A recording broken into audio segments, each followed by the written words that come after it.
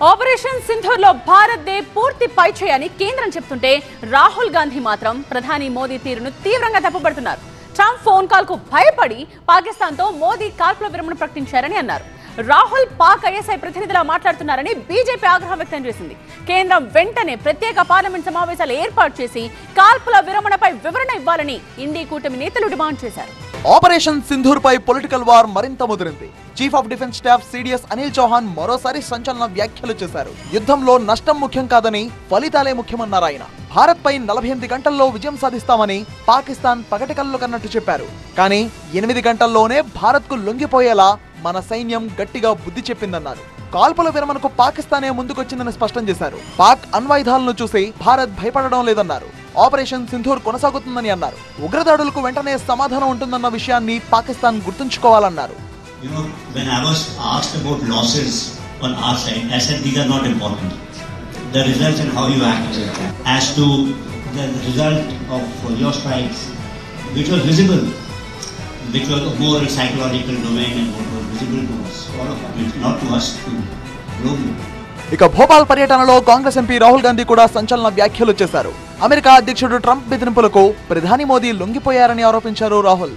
Narender surrender అనగానే మోదీ భయపడ్డారని అన్నారు. Trump బెదిరింపులతో Modi పాకిస్తాన్తో కాల్పుల విరమణ ప్రకటించారని అన్నారు. 1971 యుద్ధంలో ఇందిరాగాంధీ ఎవరికీ భయపడలేదని అన్నారు. స్వాతంత్ర్య కాలం నాటి నుంచి సరెండర్ కావడం బీజేపీ ఆర్ఎస్ఎస్ నేతలకు అలవాటే అని తీవ్ర విమర్శలు చేశారు రాహుల్ గాంధీ.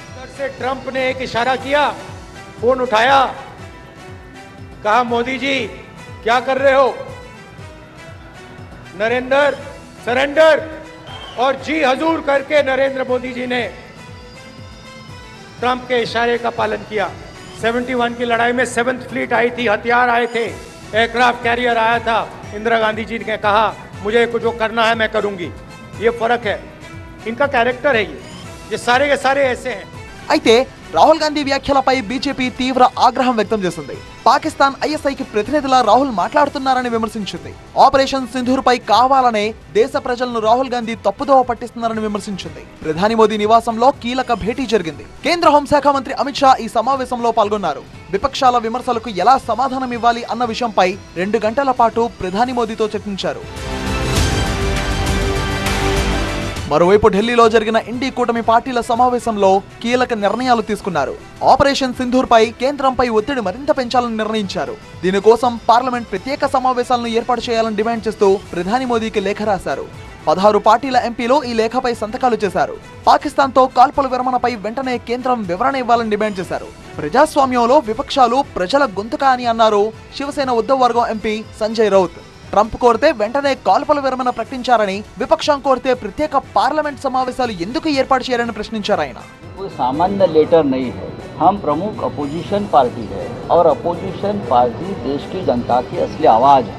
अगर हम चाहते हैं कि देश में जो हुआ है उसके लिए स्पेशल सेशन, एक विशेष सत्र बुलाकर चर्चा हुई तो लोकतंत्र की प्रतिष्ठा रहेगी और देश की जनता को सच पता.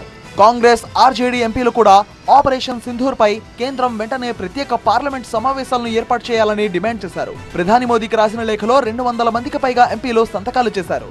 అయితే ఆమ్ ఆద్మీ పార్టీ మాత్రం ఇండీ కూటమి ఎంపీల సమావేశానికి హాజరు కాలేదు. ఆమ్ ఆద్మీ పార్టీ మాత్రం ప్రత్యేకంగా ప్రధాని మోదీకి వేరే లేఖ పంపుతోంది. అయితే పాకిస్తాన్ కూడా ఆపరేషన్ సింధూర్ పై సంచలన ప్రకటన విడుదల చేసింది. భారత్ చెప్పిన దానికంటే ఎక్కువ డ్యామేజ్ తమకు జరిగిందని వివరణ ఇచ్చింది. అందరూ అనుకున్నట్టు భారత్ కేవలం 9 ప్రాంతాల్లో మాత్రమే కాదు 17 ప్రాంతాల్లో దాడులు చేసిందని పాకిస్తాన్ ప్రభుత్వమే ఒప్పుకుంది.